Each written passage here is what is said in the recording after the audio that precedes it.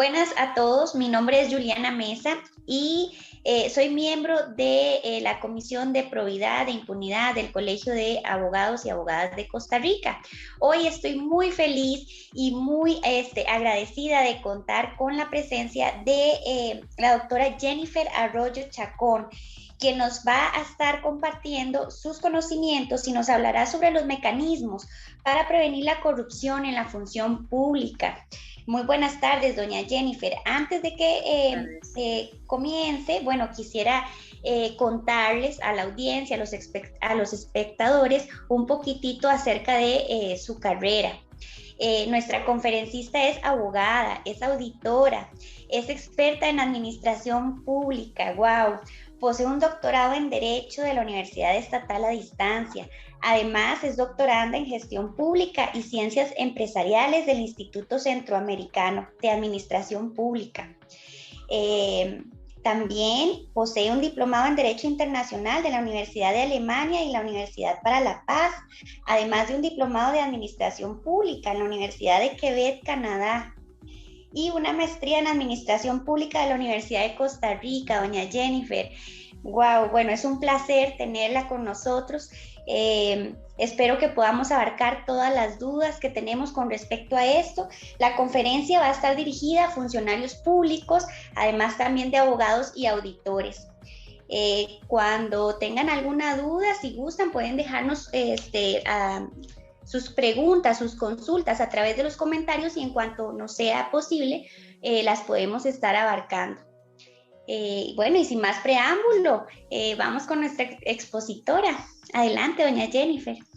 Muchas gracias. Bueno, un saludo a todas las personas que están interesadas en este tema.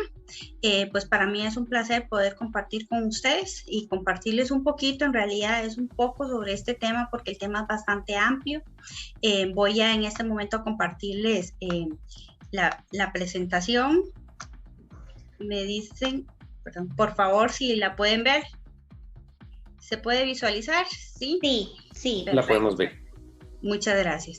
El tema son mecanismos para prevenir la corrupción en la función pública enfocado en tres ámbitos particulares, que es la regulación del conflicto de interés, la regulación del lobby y otro tema importante que es la apertura gubernamental.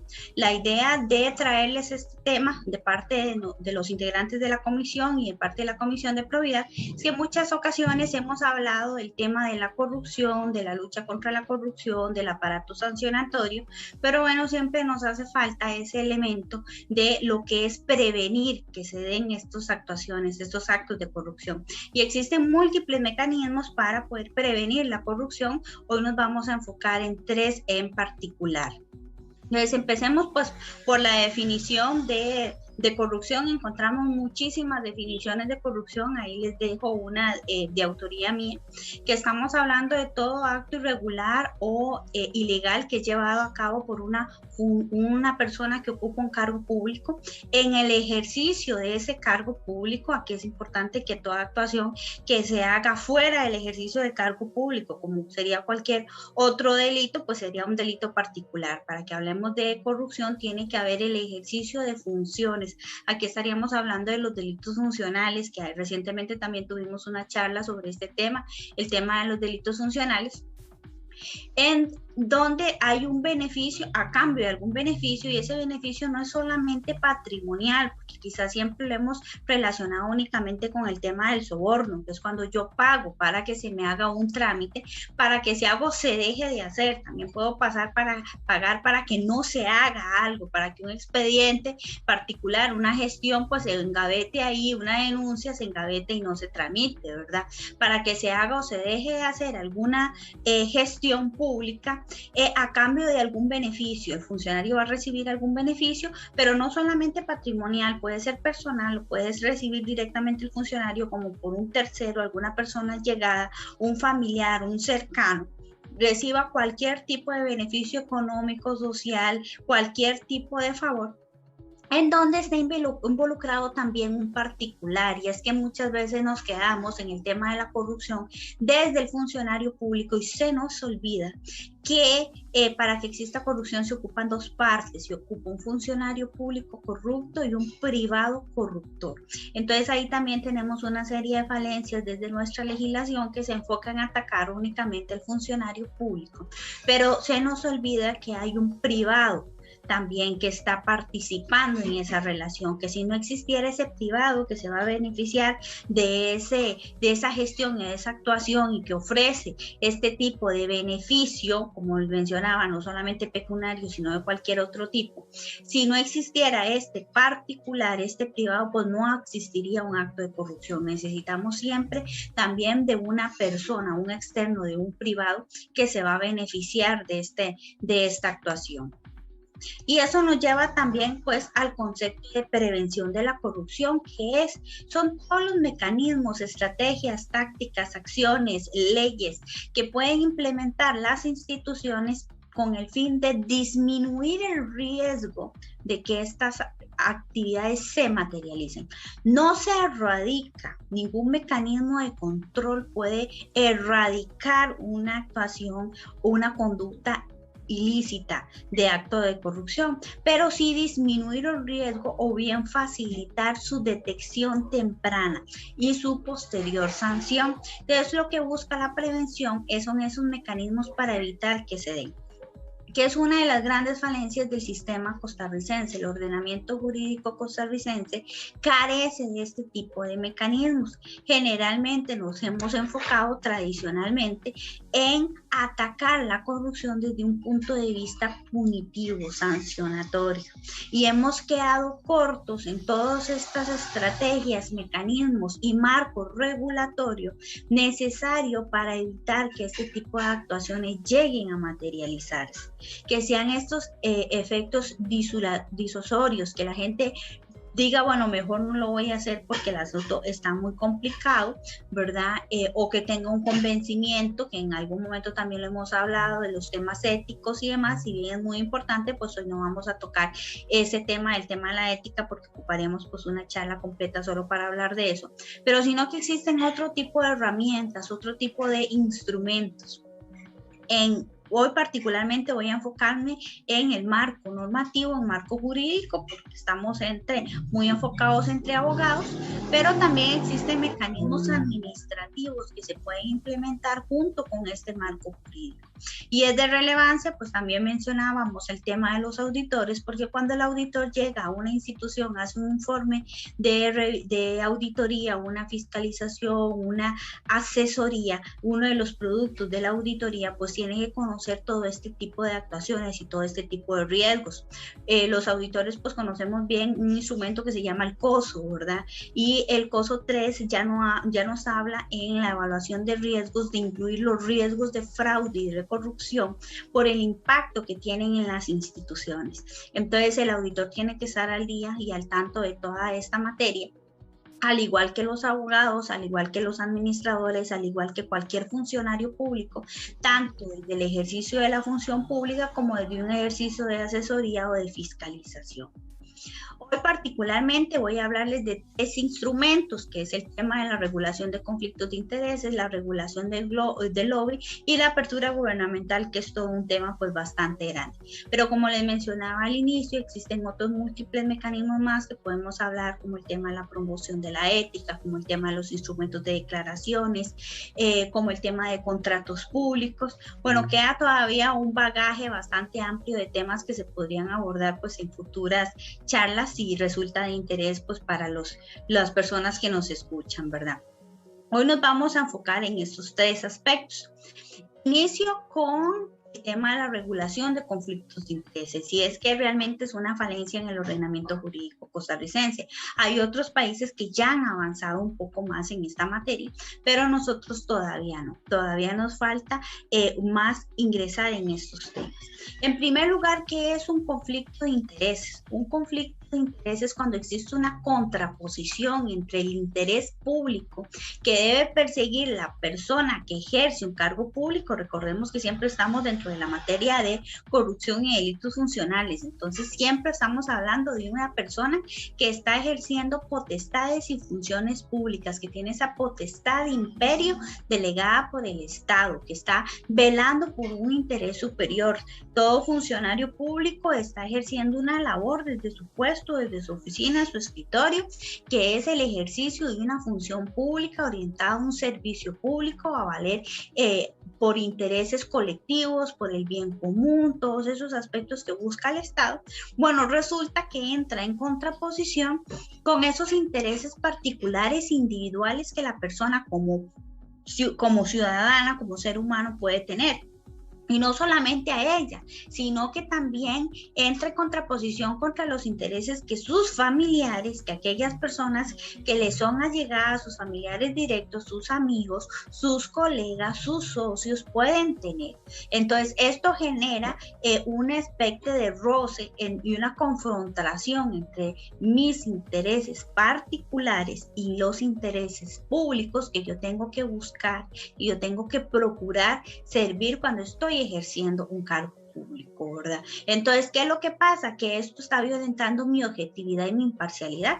Si yo como funcionaria pública tengo que trabajar el 100% de mis casos de manera totalmente objetiva e imparcial, resolver como la norma y los procedimientos legales me impongan, me establezcan. Sin embargo, cuando existe este conflicto de interés, yo no voy a actuar con la misma objetividad y la misma imparcialidad porque hay un beneficio, como mencionaba, directamente o alguna persona que me es allegada, un familiar, un socio, un amigo íntimo, uno de esos amigos cercanos, no siempre compañeros de trabajo, sino esos amigos o simples compañeros de estudio, sino esos amigos cercanos que tenemos pues una fibra sentimental humana y bueno, resulta que no vamos a resolver de la misma forma.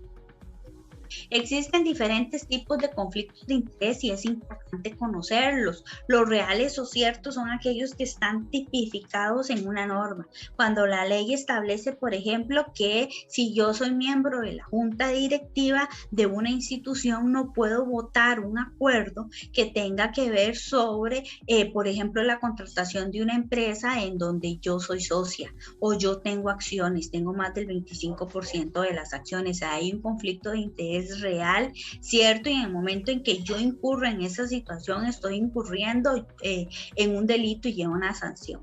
Pero también existen otros tipos de conflictos de interés que no están expresamente prohibidos y regulados por ley, que sí necesitamos pues regularlos y tomarlos en consideración porque me generan o me lesionan esta objetividad y esa imparcialidad, que son esos conflictos de interés potenciales que podría hacer.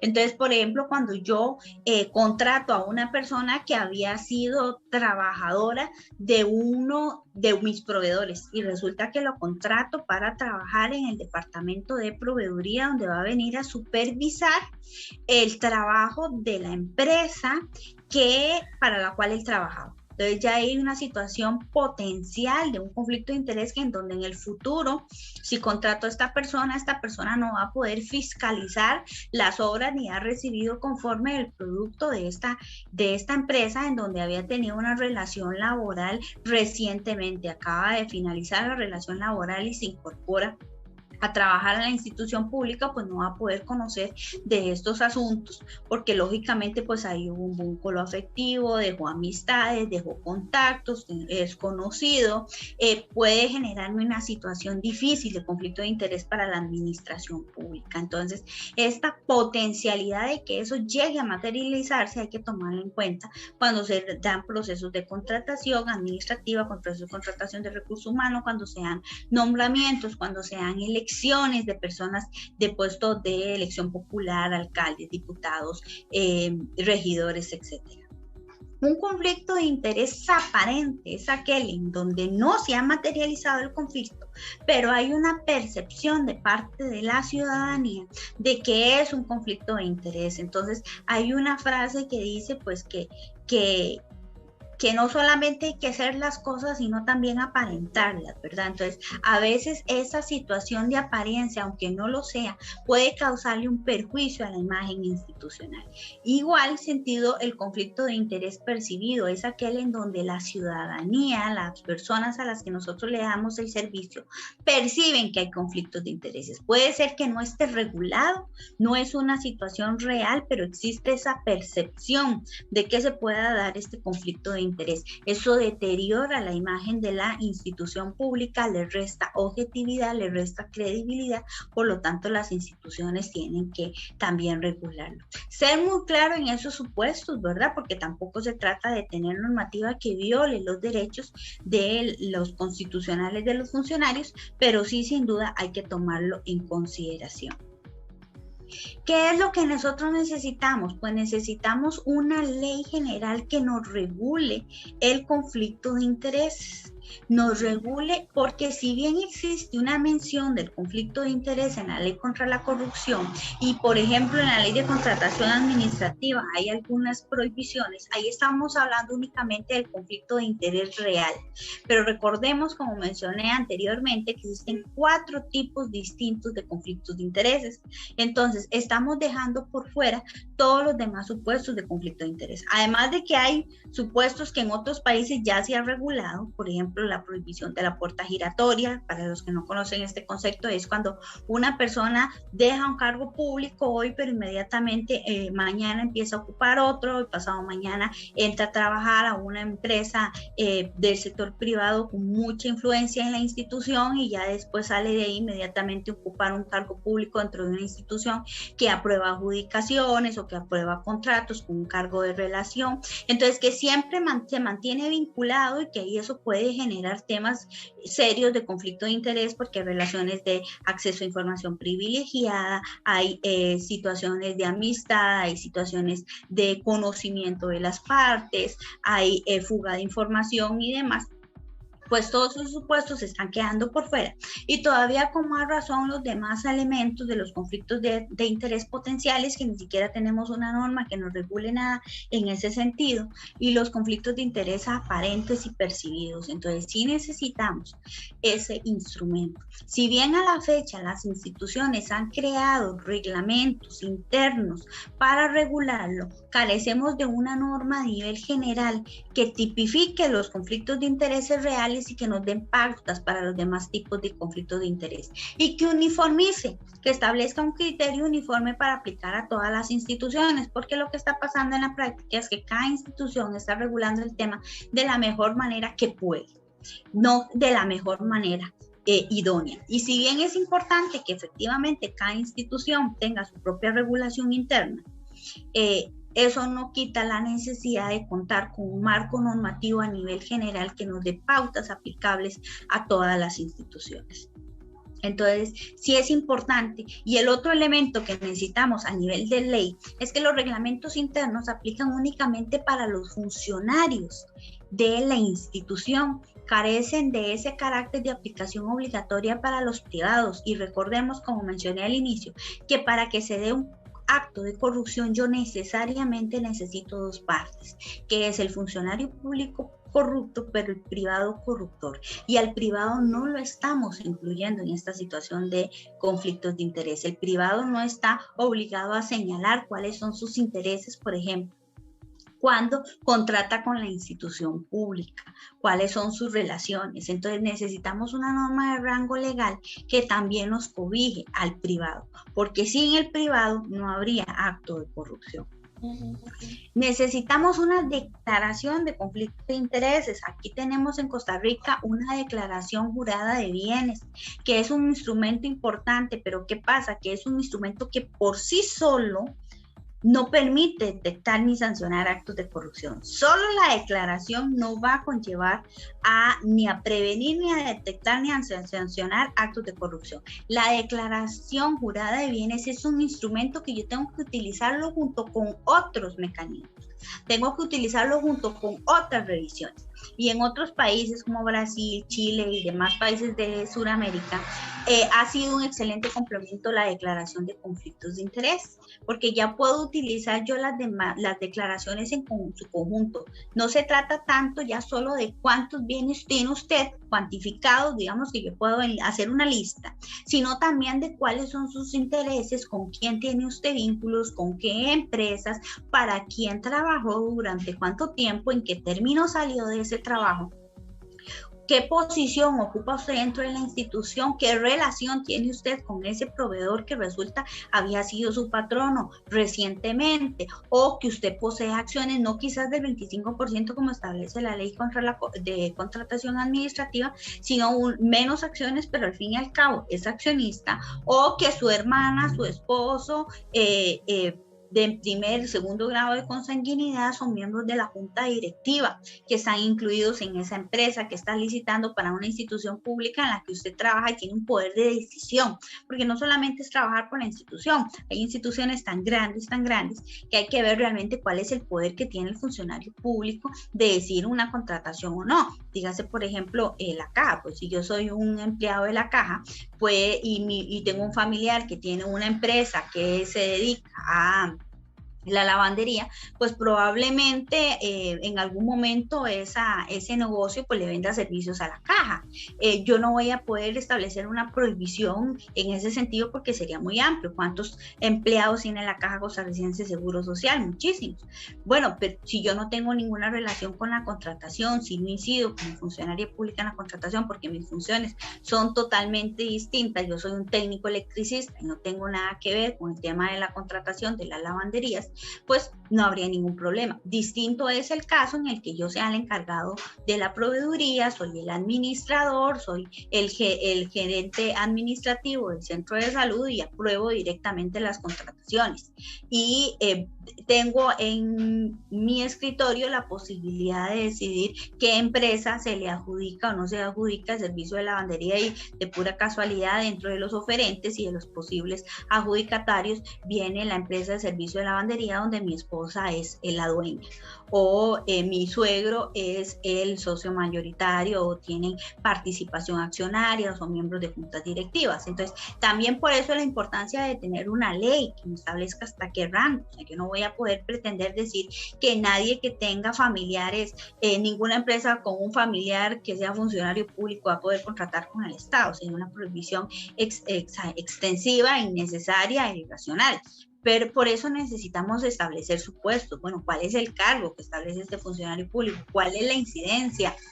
Donde realmente se pierde la objetividad y la imparcialidad. Pero también necesito esta declaración jurada de bienes. Bueno, resultó que yo fui nombrado recientemente en la junta directiva de una institución o presidente ejecutivo en una institución, pero sigo siendo accionista, sigo siendo miembro de junta directiva de una empresa que está en el mismo sector comercial, por ejemplo, de la empresa pública. Hablemos de empresas públicas que están en competencia. Entonces resulta que recientemente me acaban de nombrar como presidente ejecutivo de una empresa pública en competencia, y yo tengo acciones o soy miembro de la junta directiva de una empresa privada que es competencia directa de la empresa pública. Ahí pues lógicamente estamos ante un claro conflicto de intereses en donde yo voy a tener información privilegiada de la empresa pública porque voy a ocupar ese cargo de presidente, director o demás que me hayan nombrado. Y se la voy a poder transmitir pues a la que es la competencia en donde yo soy socio, donde yo soy accionista, donde yo soy representante de una junta directiva. Entonces vemos que hay esos claros supuestos. Entonces, donde yo necesito tener una declaración de conflicto de intereses, máximes cuando hay cambio de gobierno, cuando entran personas nuevas, cuando tenemos nombramientos de elecciones de alcalde, elecciones de integrantes del consejo, autoridades municipales, autoridades nacionales. Bueno, ¿cuáles son sus intereses? Tienen que declararlo. Entonces, la declaración de conflicto de intereses es un instrumento que es complementario incluso la declaración jurada de bienes, que es complementario a los otros mecanismos de control y de fiscalización, a las auditorías y demás, que en Costa Rica pues no lo hemos estado utilizando de la mejor forma. Aplicable pues no solamente al funcionario público individual como tal, sino con incluso muchísimo más razón a los jerarcas y aquellos puestos pues que son muchas veces nombramientos de confianza y que tal vez hay gente que viene del sector privado que puede tener pues una mayor cantidad de intereses pues particulares, ¿verdad? Entonces, sin duda, un mecanismo preventivo que nos hace falta en esta materia es la declaración de conflicto de interés. El otro tema es la regulación del lobby. Y es que en Costa Rica hablar de lobby es casi que decir una mala palabra, ¿verdad? Nosotros tenemos este tema como un tabú. Reconocer que existe el lobby es quizás como el primer paso. Y es que empiezo por eso, hay que reconocer que el lobby existe, hay que reconocer que el lobby algunas veces es necesario. Nosotros quizás no queremos verlo, pero el primer paso es, bueno, existe el lobby. En algunas áreas es muchísimo más frecuente, en el área política, o sea, es lógico que si yo quiero que la Asamblea Legislativa apruebe un proyecto de ley que como sector agrícola, como sector empresarial, propuse porque va a venir a beneficiar los intereses del sector, pues es lógico que exista un grupo de representantes de ese sector que quieran apersonarse, ir a hablar con diputados, ir a hablar con asesores, ir a hablar con la gente de la Asamblea Legislativa para que se apruebe ese proyecto, y eso no está mal.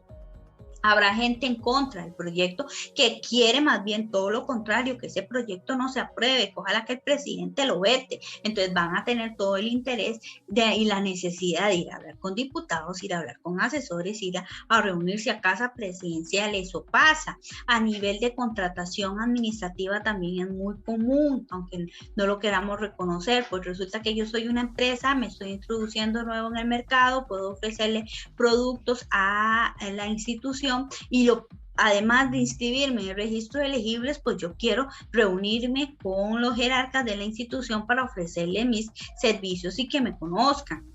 Puedo ofrecer nuevos productos, quizá la administración pública sigue comprando lo mismo que siempre ha comprado porque no se ha dado cuenta que hay una nueva tecnología o se ha modernizado el mercado. Entonces yo necesito reunirme con el encargado de proveeduría, el encargado de compras de una institución y decirle, vea, ustedes estaban comprando este y este equipo, pero el mercado ya salimos, ya estamos nosotros ofreciendo productos de estas y estas características. Bueno, eso se da y muchas veces es necesario porque quizás sin esa reunión la administración pública no se da cuenta que su necesidad puede ser solventada de forma más eficiente, más económica, con mejor tecnología, con nuevos productos que hay en el mercado. Entonces, nosotros lo primero que tenemos que hacer es reconocer que el lobby existe. También les ponía el ejemplo de un candidato a un cargo, que se ha postulado para un puesto o hablemos en los nombramientos que hace la Asamblea Legislativa, que nombran contralor, subcontralor, defensor de los habitantes, magistrados. Pues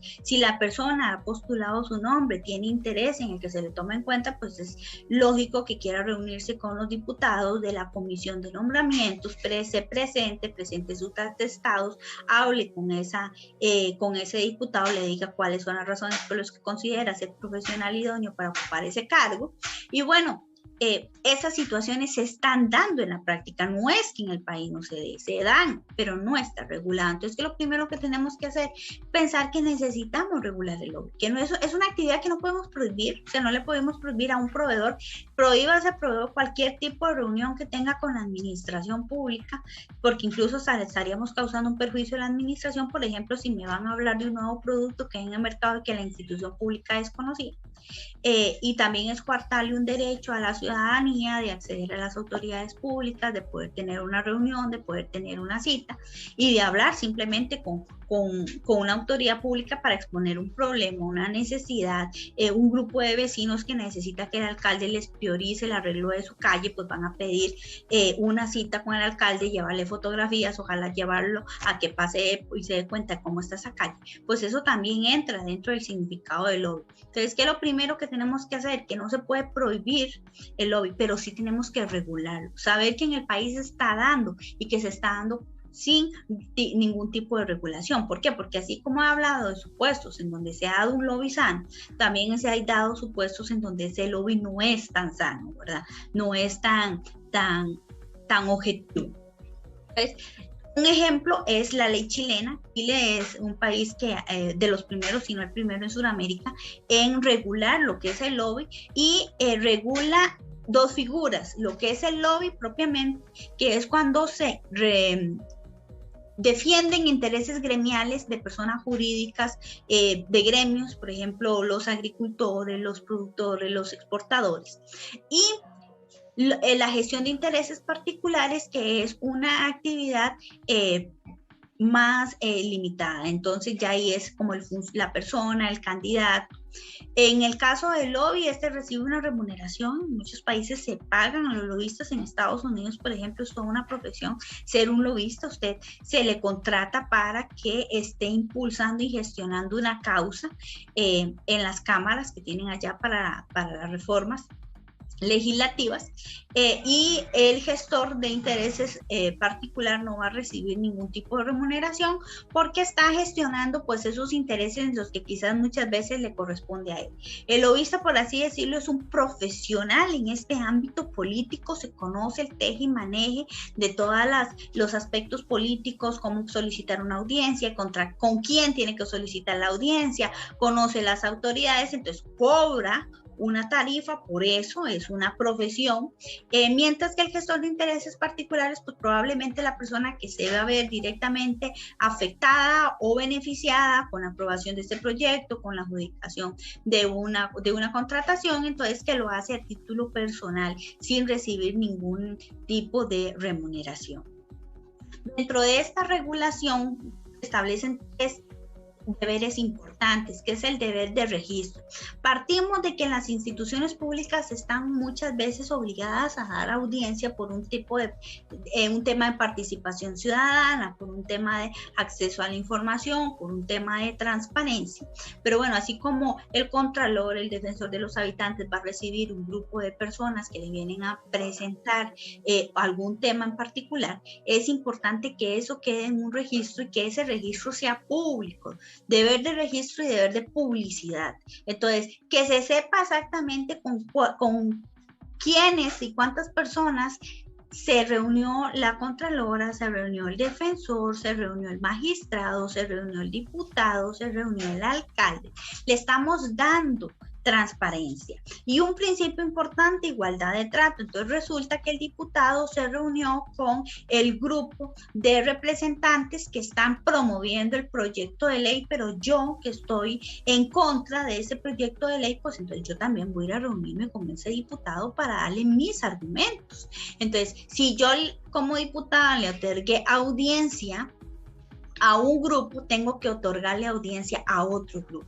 De ahí la importancia del registro y de la publicidad, para darme cuenta que han venido a hablarle a favor de ese proyecto, pues también que me escuche a mí y yo le voy a hablar cuáles son mis argumentos, dar una igualdad de trato para que finalmente cuando este diputado tome una decisión tenga las dos fuentes de información posibles, ¿verdad? Y también este tema del lobby hay que verlo muy relacionado con la declaración de conflictos de interés, por eso estaba en este mismo tema, en este mismo punto. Si resulta que el funcionario ha declarado que tiene ciertos intereses particulares y únicamente está dando audiencia a quienes representan esos intereses particulares, uno puede hablar ahí sobre una situación de indicios, pues de un acto que si no es corrupción mínimo, va a ser contrario a la ética pública, ¿verdad? Que podría ser denunciado y que incluso hasta podría ser sancionado. Entonces, bueno, no solamente es con quién se está reuniendo, a quién le está dando audiencia, que se publique esa información, sino cuáles son los intereses particulares que tiene este funcionario, que por qué solamente privilegia audiencias en X y Y sentido y las otro tipo de audiencias no las otorga, ¿verdad? Entonces, otro aspecto importante es que antes, al momento de pedir la reunión, el lobista o el gestor de intereses particulares tiene la obligación de informar de qué va a hablar.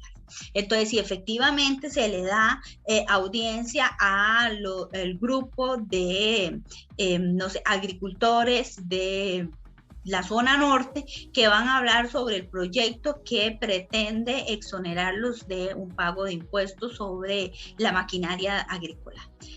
o le doy audiencia a los representantes del Ministerio de Hacienda que viene a hablar en contra del proyecto que busca exonerar del pago de impuestos al sector agrícola. Entonces, siempre es importante señalar de qué se va a dar por estos temas de transparencia, por esos temas de transparencia y por este tema de igualdad de trato, ¿verdad? Entonces, indicar previamente de qué voy a venir a hablar. Y no es de recibo que yo diga que voy a hablar de un tema y al final voy a hablar de otro tema, ¿verdad? Necesitamos una regulación de este tipo en la legislación costarricense. Se han presentado amplios y sendos proyectos de ley sobre este tema en Costa Rica. No es la primera vez pues que se menciona. Lo que pasa es que esos proyectos han sido bastante escasos. Muchos de ellos técnicamente deficientes, ¿verdad? No han logrado su aprobación, que por un lado nos deja que no queremos regular el tema a profundidad. Realmente no hay como un interés real de que se regule el tema a profundidad, y pues no hay un interés político de quizás establecer esta obligación a ciertos actores, esta obligación de llevar un registro de a quién reciben, sobre qué tema lo reciben, quiénes estuvieron ahí, cuáles fueron los temas tratados y que esa información sea pública. Podemos decir pues que aunque ha habido iniciativas, estas no han sido fructíferas, pero sí es necesario que en Costa Rica pues incluya una regulación de este tipo, y sobre todo esos deberes de registro y esos deberes de transparencia, darle transparencia al tema para que la ciudadanía en general y todos los sectores involucrados e interesados pues puedan darse cuenta de con quién y sobre qué temas se están reuniendo los funcionarios públicos que toman ese tipo de decisiones, ¿verdad? Un último tema, pero que realmente es un gran tema porque es bastante amplio, es el tema de la apertura gubernamental. Inicialmente se le llamó como gobierno abierto, pero ha ido evolucionando a estado abierto y ahora estamos hablando de apertura gubernamental en términos amplios. Inicialmente el concepto de gobierno abierto se limitó mucho al poder ejecutivo, eran los principios de transparencia, participación ciudadana y demás que ahorita voy a señalar con más detalle, pero en América Latina se le estaba viendo muy enfocado gobierno al tema de poder ejecutivo. Ya hemos ido trasladando esta nueva filosofía y esta nueva forma de ver las relaciones entre la administración pública y la ciudadanía, y ya ahora hablamos de municipalidades abiertas, parlamentos abiertos, poder judicial abierto, que se conoce como justicia abierta, municipalidades abiertas. Entonces ahora estamos hablando de lo que es apertura gubernamental en el sentido amplio, y es que sin duda es un excelente mecanismo para prevenir, detectar este tipo de actos. No daría paso a que se den estos actos de corrupción si existe una apertura gubernamental. Podemos encontrar una definición en la Carta Iberoamericana de Gobierno Abierto como el conjunto de mecanismos y estrategias que contribuyen a la gobernanza pública, al bien gobierno, que se basa en 4 pilares, que es la transparencia, la participación ciudadana, la rendición de cuentas, colaboración e innovación, en donde se centra el ciudadano para la toma de decisiones públicas. Se fortalece el Estado, se legitima el Estado y la acción pública, pero estamos centrados en toma de decisiones públicas basadas en la ciudadanía.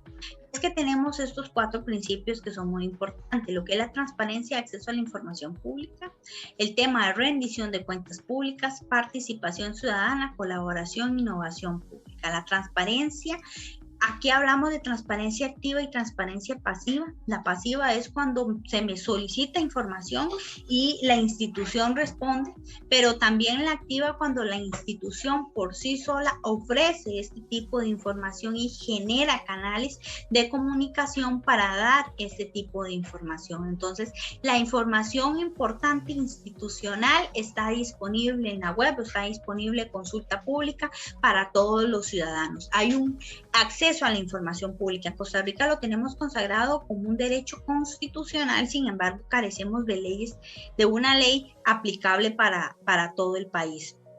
que me regule con más detalle este tipo de acceso a la información. Si bien sí ha habido avances, porque no se puede desconocer, han existido avances, todavía nos falta muchos datos de la institución. Partimos de que la información del Estado es pública por regla y por excepción es privada, porque sí existe información privada en poder del Estado, que no se puede dar a todo mundo, pero la regla es que la información es pública. El tema de rendición de cuentas es todo, ¿verdad? Todo un gran tema, porque la rendición de cuentas es informarle a la ciudadanía qué estoy haciendo, cómo lo estoy haciendo, con qué recursos, de qué forma he invertido los recursos que se me ha dado, de qué manera estoy cumpliendo con los objetivos y los fines que tiene la institución. Entonces, ¿de qué se está haciendo? ¿Cuáles son los logros alcanzados, pero también los obstáculos? A veces nos quedamos en la rendición de cuentas solamente con los logros y se olvida la parte de qué no se ha cumplido, por qué no se ha cumplido, cuáles han sido los obstáculos que han llevado a ese cumplimiento. Y un aspecto importante que está bien vinculado con la participación ciudadana, que es preguntarle a la ciudadanía sobre qué temas quiere que se le rindan cuentas. ¿Por qué? Porque muchas veces la institución es la que decide, de hecho sí es la regla, en la realidad, sobre qué temas voy a dar cuentas, y no siempre voy a dar cuentas de los temas que a la ciudadanía le interesa que le den cuentas. A la ciudadanía tiene interés en que se le informe sobre el avance de X y Y proyecto, por qué no se ha logrado tales y tales temas, y los informes de rendición de cuentas pues traen cuántas participaciones, seminarios, cuántas charlas, cuánta gente se dio, y no realmente el fondo del asunto. Entonces sí se ocupa pues trabajar en esta materia. La participación ciudadana no solamente es el ciudadano que se sienta ahí a escuchar los informes de rendición de cuentas, sino aquel ciudadano que se involucra en trabajar con el Estado. En el caso particular de Costa Rica, la participación ciudadana es todo un reto, porque la ciudadanía costarricense tiende a ser un poco individualista. No estamos muy dados al tema de colaboración, a sacar el tiempo para trabajar con el Estado, pero es una cultura que tenemos que ir formando. Es decir, no tenemos una cultura amplia en participación ciudadana, pero tenemos que empezar a construirla, saber que los problemas públicos se resuelven con dos actores, que si bien es la administración pública, el Estado, pero también necesitamos del papel predominante de la ciudadanía. La ciudadanía tiene un papel y una responsabilidad esencial en la mejora del servicio público y tiene que asumir ese rol. Entonces tiene que participar activamente, ir a buscar cómo solucionar ese rol. Y finalmente la colaboración, la innovación pública y ciudadana es como la cúspide de estos pilares. Es cuando la ciudadanía se sienta junto con la institución a crear soluciones. Co-creamos, tenemos co-creación en el sentido de que los problemas públicos y el servicio público es atendido conforme a una participación activa del Estado y una participación activa de la ciudadanía. Entonces, tenemos, por así decirlo, como un piso de la transparencia del acceso a la información. Si no tenemos acceso a la información pública, no podemos hacer nada más de en adelante. Entonces, ese es el piso, el primer nivel. Y el nivel más avanzado es cuando ya pasé de ser un funcionario, de un ciudadano que está informado, que se le rinde cuentas y participa, a ser un actor en la solución de los temas públicos y de las necesidades públicas. Entonces, parto de mi base, que es la transparencia, y de ahí voy subiendo hasta llegar a una colaboración, una innovación pública, en donde es un trabajo conjunto entre la ciudadanía y el Estado. ¿Cuál es el diagnóstico que podemos decir de este tema en la realidad en nuestro país? Es que sí ha habido un avance en materia de transparencia, cada vez es más frecuente los sitios web, cada vez es más frecuente o más claro, porque se ha desarrollado por mucha jurisprudencia de la Sala Constitucional, la que más ha desarrollado el tema sobre acceso a la información pública. Cada vez tenemos más canales de solicitar esos datos de esta información a las instituciones para que nos brinden datos de presupuesto, nos brinden datos de salarios, pero también nos brinden datos de proyectos que se están ejecutando, cuál ha sido el nivel de avance. Pero nos falta, por ejemplo, incluir todo el sector privado. ¿Por qué? Porque hay muchas de las funciones y de los servicios públicos que se dan a través de particulares, a través del Estado, y el sector privado siempre se ha protegido con este tema de que la información del sector privado es particular y que nadie puede tocarla, pero se les olvida a muchos actores del sector privado que están brindando un servicio público, que están recibiendo fondos públicos, que están ejerciendo una función de control pública, y que por lo tanto sobre esos puntos particulares y específicos, sea sobre el presupuesto que reciben, sobre la función pública que brindan, sobre la necesidad pública que están ejerciendo, sobre la potestad pública que están ejerciendo, esa información es transparente. Esa información también tienen que darla, pero hasta el momento no se nos ha cobijado. ¿Por qué? Porque precisamente pues carecemos de una ley que los venga a obligar también al particular, que el particular cuando reciba fondos públicos o cuando ejerce una labor pública, satisface una necesidad pública, todo aquello vinculado con esa función tiene que ser transparente. Y hasta el momento eso pues no contamos. El particular se escuda en su condición de privado para no dar esta información.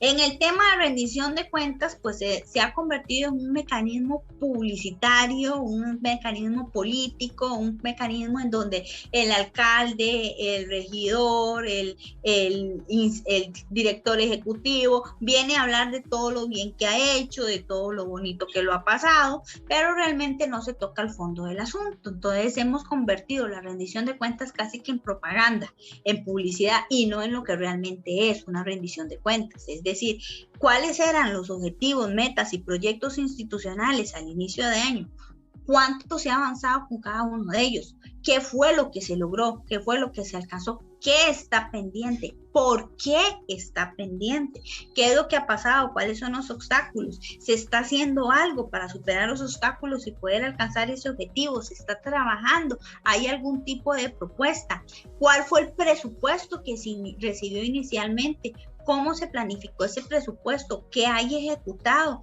cuáles han sido los gastos, cuáles han sido las empresas que salieron adjudicadas, cuál ha sido el servicio brindado, cuál ha sido la calidad, cuáles revisiones le he dado a ese proveedor, cuántos vistos buenos, cuál es lo que me queda pendiente, se cobró o no se cobró la totalidad del trabajo, porque esos temas objetivos de rendición de cuentas los carecemos. Entonces, lamentablemente, la rendición de cuentas en nuestro país pues se ha convertido en eso, pues en una propaganda política, en decir lo bonito que he hecho y en cosas irrelevantes, porque no le hemos preguntado a la ciudadanía sobre qué quiere que le rendamos cuentas. Entonces uno descarga muchas veces los informes de rendición de cuentas llenos de foticos de las reuniones, de las comisiones, de donde fueron. Bueno, ahora con el tema de la virtualidad, pues probablemente van a ser de las sesiones de Teams, pero no sobre el servicio público concreto, el tema duro de la institución pública que está dando, cómo se ha hecho y por qué no se ha hecho, qué es lo que se ha avanzado, qué es lo que está pendiente y qué se está trabajando en eso. La participación ciudadana podemos decir que es incipiente, no que es inexistente, porque sí se ha dado. Hay instituciones que han hecho grandes esfuerzos para tener participación ciudadana, pero hemos topado con varios obstáculos. Un primer obstáculo es la falta de contenido presupuestario. A la ciudadanía no solamente se le pide que saque de su tiempo para que venga, comparta con la institución, le dé su opinión, sino muchas veces que las instituciones no pueden darle ni siquiera un café. Entonces, cuando había que trasladarse, no se les podía dar ni siquiera los pasajes, y ahora pues que estamos en un mundo de la virtualidad, pues les pedimos a la ciudadanía que se conecte en Teams y resulta que el acceso a internet no es el mismo en todo el país. Hay lugares en donde es muy fácilmente conectarse a internet, pero zonas alejadas de San José en donde el acceso a internet no es tan estable, no es tan sencillo poder conectarse. Entonces, ¿qué es lo que vamos a terminar haciendo? Vamos a terminar con una participación ciudadana únicamente de la gente que vive en el Valle Central. ¿Qué es lo que siempre hemos hecho? Nos limitamos siempre al GAN y dejamos fuera de la toma de decisiones públicas todas aquellas realidades distintas a el Valle Central. Entonces, es importante pues tener una legislación que nos permita dar un apoyo y que esta participación ciudadana sea cada vez más fuerte. Entonces, dar no solamente los recursos, si es necesario el transporte, si es necesaria alimentación, si es necesario una tarjeta de datos para que la gente se pueda conectar, o sea, al menos cubrir los gastos que tiene la ciudadanía cuando participa con el Estado. Y por último, la colaboración y la innovación, que es un tema, un pendiente, puesto que tenemos debilidades en todo todos los demás esquemas. Tenemos todavía necesidad de mejorar el acceso a la información pública, tenemos todavía que mejorar la rendición de cuentas, tenemos todavía que mejorar la participación ciudadana. Pues llegar a un tema de colaboración y co-creación no quiere decir que no se han dado experiencias, sí se han dado, pero todavía nos falta avanzar un poquito más, digamos, que en estos temas para poder decir que hemos llegado a un tema de colaboración y de innovación. Desde el punto de vista normativo, ¿qué tenemos? Necesitamos una ley de transparencia e información pública. Si bien tenemos sendos criterios de sala constitucional que se ha dedicado a desarrollar este tema, sí falta una ley, y hay proyectos, no quiero decir que no hay algunas reformas que se han dado a nivel normativo. Sí necesitamos una ley primero que aplique para todo el país, que le diga a la ciudadanía cómo y dónde pedir la información, porque ahí empezamos por un primer obstáculo, que la ciudadanía no conoce cuáles son los canales que existen para solicitar esa información, ni cuáles son esos canales. El funcionario también desconoce cuáles son los canales internos de su institución para que pueda darle esa información a la ciudadanía. Entonces ya desde la petición lo estamos dejando pues mal, ¿verdad? No sabemos a quién o cómo pedir esa información.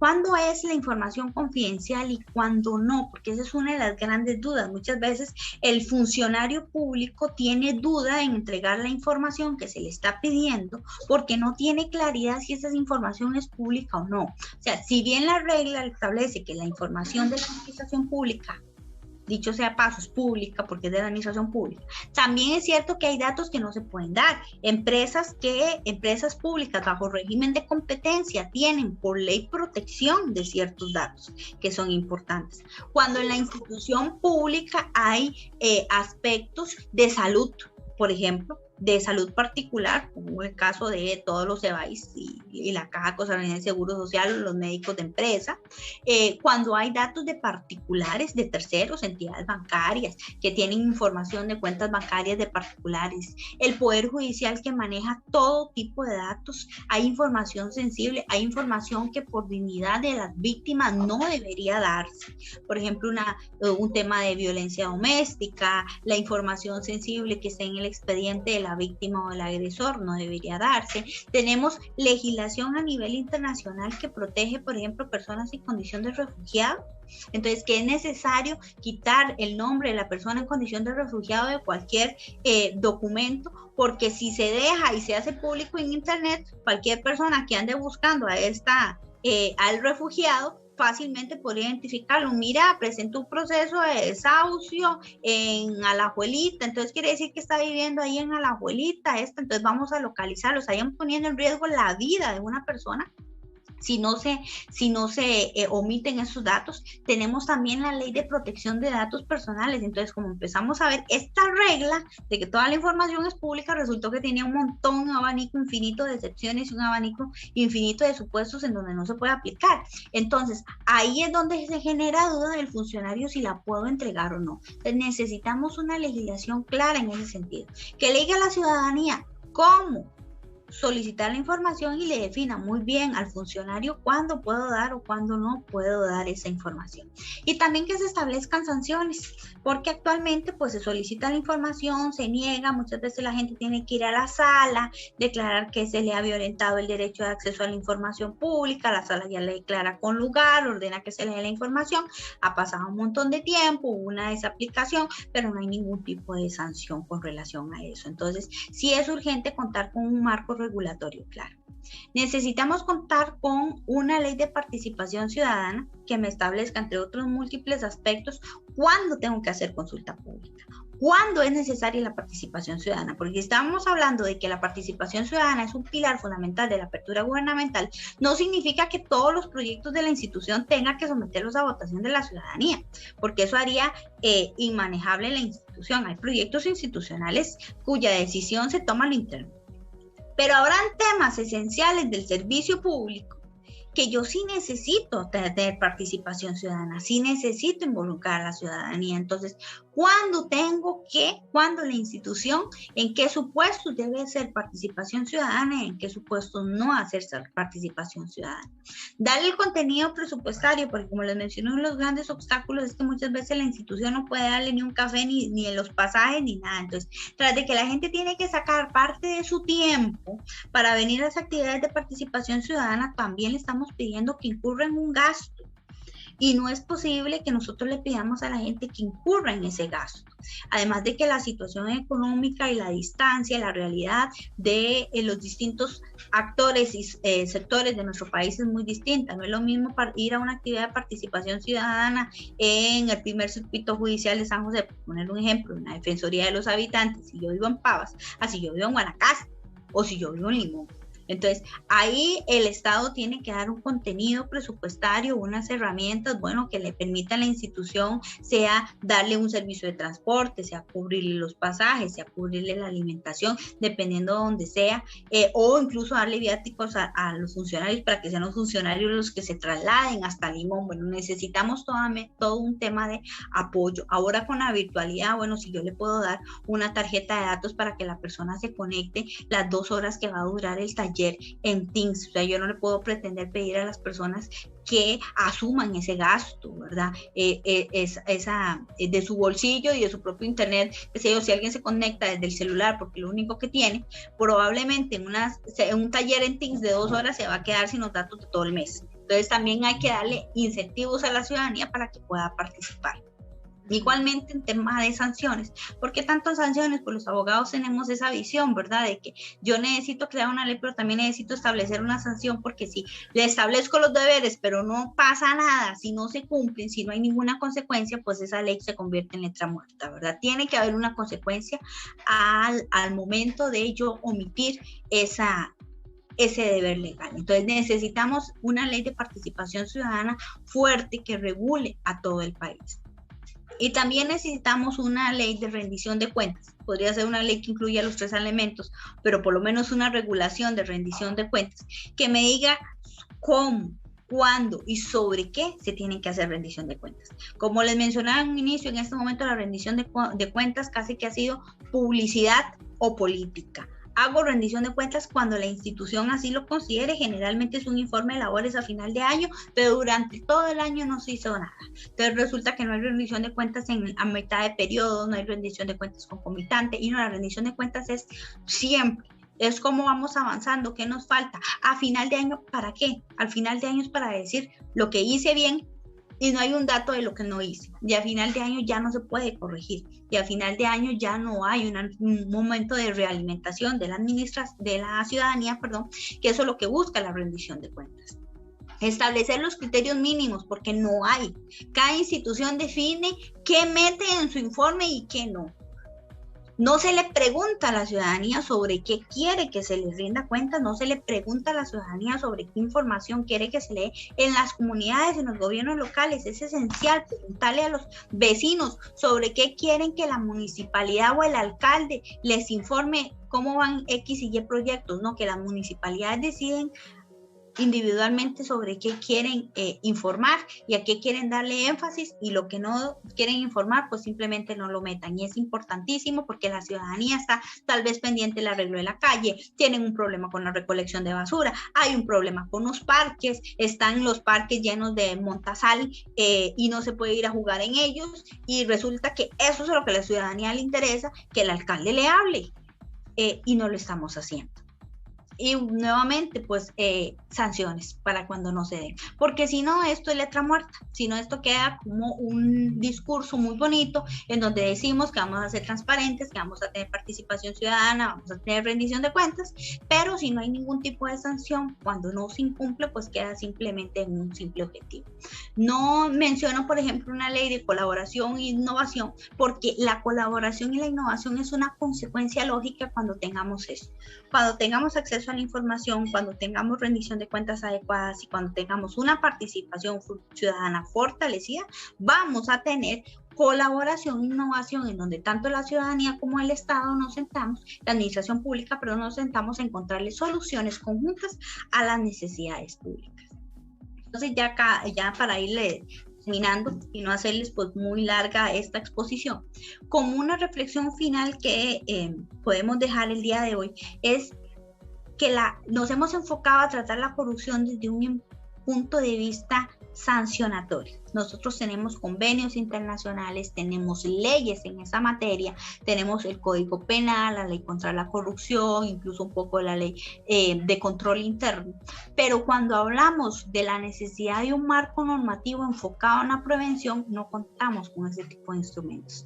Nótese que hoy, en este ratito, les he hablado de la necesidad de regular los conflictos de intereses con una ley nacional de conflicto de intereses, ya no solamente los reglamentos internos, la necesidad de incluir una declaración de conflictos de interés, la necesidad de la regulación del lobby, la necesidad de tener leyes de acceso a la información, ley de participación ciudadana, ley de rendición de cuentas, todos elementos esenciales para prevenir la corrupción que no contamos con estos instrumentos normativos. Nos hemos enfocado en sancionar el acto de corrupción cuando ya se dio. Es necesaria la sanción, por supuesto, es necesario que existan delitos funcionales, es necesario que exista este marco punitivo, pero no podemos quedarnos solamente cuando ya lamentablemente el acto de corrupción se dio. Lo mejor es tratar de evitar que se den. Entonces, cambiar un poco el enfoque para que no solamente nos limitemos a sancionar, sino también buscar esa prevención de estos actos que cuando se den, por más sanción que impongamos, ya le causa un perjuicio y un daño a la administración pública. Y ese daño, pues ya está hecho, ¿verdad? Entonces, lo ideal es que actuemos antes de que se materialice ese daño. Entonces, pues de mi parte, eso era lo que quería mencionarles el día de hoy. Y quedo pues sus órdenes para Doña Jenny, vía Facebook cualquier pregunta, sí. Claro que sí. Doña Jennifer, bueno, sin duda alguna es un gran tema, ¿verdad? Que da para más. Da para mucho más. Sí. Da para más. Lamentablemente el tiempo apremia y no nos permite, pero vamos a ver. Todo lo que usted nos comenta es realmente muy provechoso porque tal vez no todas las personas tienen, ¿verdad? O abarcan todo este conocimiento al respecto.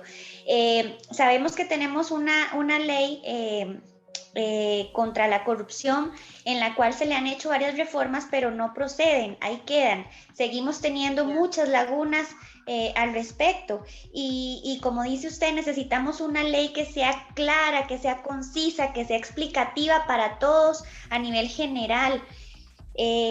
Yo pienso también que un mecanismo importante sería también promover más la ética en todos los colegios, tal vez profesionales o desde nuestro núcleo familiar, por ejemplo, fortalecer los valores, porque al fin y al cabo la corrupción es una decisión que uno toma desde su puesto de trabajo y pues fortalecer la transparencia en sí. Sin duda concuerdo con vos en el tema de la ética. No lo quise incluir ahora porque en realidad la ética nos abarcaría una sesión completa, ¿verdad? Tenemos que hablar de la ética, de los valores en la familia, pero también de la ética, los valores en la institución, ¿verdad? Que son dos cosas distintas.